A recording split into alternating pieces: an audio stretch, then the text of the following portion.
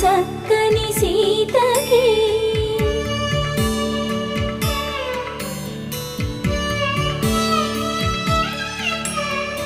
ఎర్ర జాబిలి చేయి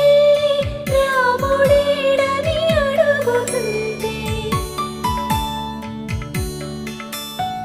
చూడలేదని పెదవి చెప్పే చెప్పలేమని కనులు చెప్పే నల్ల పూసైన